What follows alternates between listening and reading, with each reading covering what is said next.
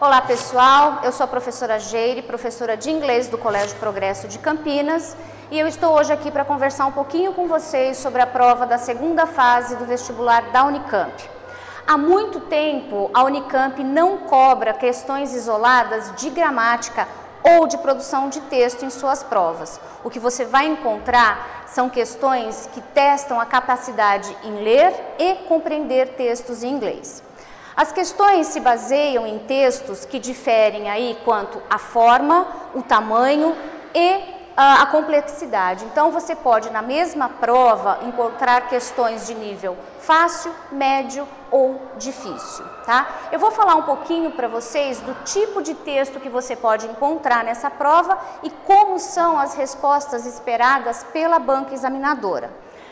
Você tem o seguinte, você pode achar um post retirado de um site de internet, um cartoon, um gráfico, uma resenha, trecho de texto que pode ser literário ou um texto retirado de uma revista ou de um jornal, charge, bilhete, até mesmo carta, propaganda.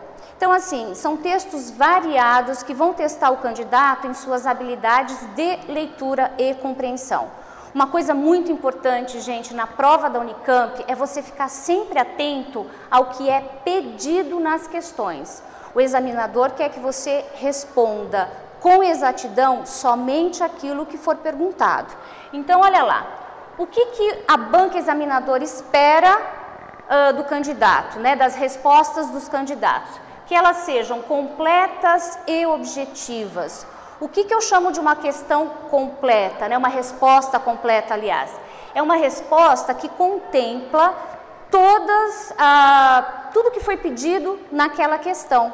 Então, por exemplo, se é pedido para você citar as consequências de uma dieta rica em gordura e forem 10 essas consequências, você vai citar as 10 consequências, tá? Só que ela tem que ser objetiva, sua resposta tem que ser clara. Ou seja, você vai responder somente aquilo que for pedido.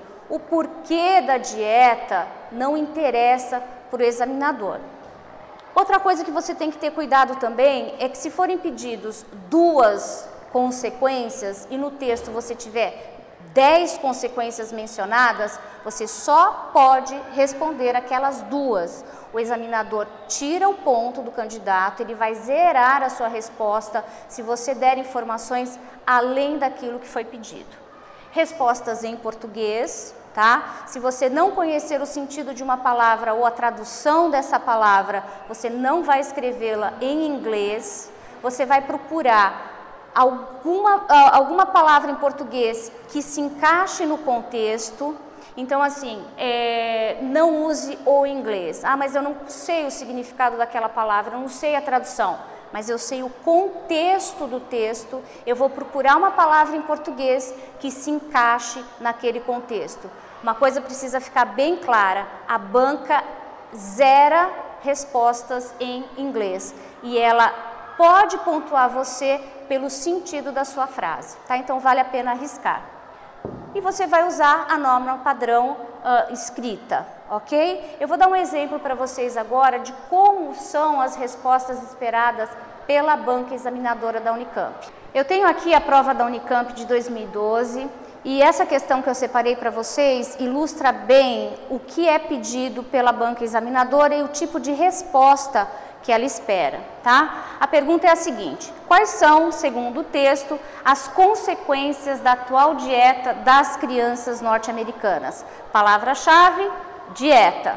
Segunda, crianças. Lá no texto a gente encontra esse trecho. Our kids are growing up overweight and malnourished from a diet of processed foods. Ou seja, nossos filhos estão crescendo obesos e malnourished, eu não sei o que é. Vamos supor, na hora você não sabe qual é o significado dessa palavra. Você não vai escrever em inglês. Tenta contextualizar. Eu estou falando de dieta. O prefixo mal é o mesmo em português. Então eu vou arriscar aí o malnutrido. Tá? Então as crianças estão crescendo obesas e malnutridas dessa dieta. Não preciso mencionar que é uma dieta de alimentos processados. É um detalhe que não é pedido na sua questão, então não mencione, tá? Só que a pergunta não termina aí. Aliás, sua resposta não termina aí. Eu tenho mais. Today's children will be the first generation ever to live shorter lives than their parents. Isso é muito importante, gente. A questão tem 2 itens e você tem que responder os 2. Se você deixar de mencionar a segunda parte, a banca vai te dar errado, tá? Então eu tenho que mencionar o quê?